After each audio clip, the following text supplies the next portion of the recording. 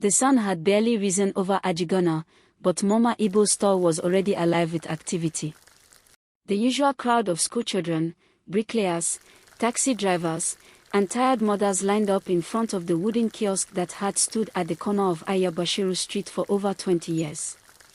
Inside, Mama Ebo flipped golden balls of puff-puff with practiced ease, her large arms moving with a rhythm that could only come from decades of repetition. The aroma, sweet, yeasty, and warm, drifted down the street, wrapping itself around people like a familiar hug. 3 for 20, I beg, a boy in a faded school uniform said, holding out a crumpled note. Not 2 for 20 now, my pikin.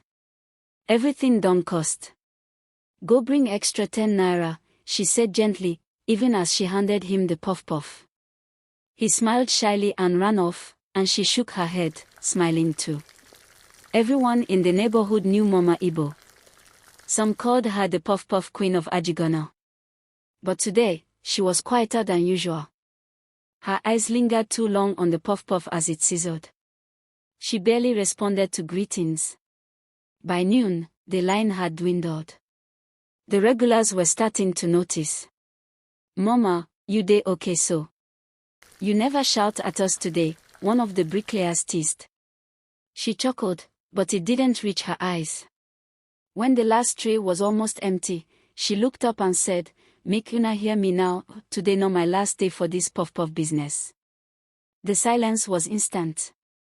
Wetin you talk? Someone asked, half laughing, thinking it was a joke. I say today not the last time I go fry puff-puff for una. After today, I dey go back my village for Delta. I don't tire. There was a mix of shock and sadness in the air. Oh, Mama, why no? You won't abandon us just like that. She wiped her hands on her apron and sighed. 23 years I don't dey fry this puff-puff. My back don't bend, my knees dey pain me. My only son don't finally build house for me for worry. He say make I come rest.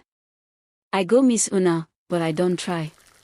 For the first time in a long while, some of her customers didn't know what to say. Later that evening, as the sun dipped behind the buildings, Mama Ebo stood in front of her store with her final tray of puff-puff. One by one, people came, some to buy, others just to say goodbye. A group of children sang her a song they made on the spot. A teenage girl gave her a small hand-drawn card. Even the grumpy security man from across the road came to shake her hand. With tears in her eyes, Mama Ebo gave out the last pieces of puff-puff for free. This one not my thank you, she said softly. And when the tray was finally empty, she looked around at the faces that had become her family, her community. Make una dey take care of each other, she said, pulling down the faded sign that read, Mama Ebo's Puff-Puff, since 2002. The people clapped. Some cried. And just like that, Mama Ebo walked away, apron in hand, leaving behind the scent of puff-puff and a legacy no one would forget.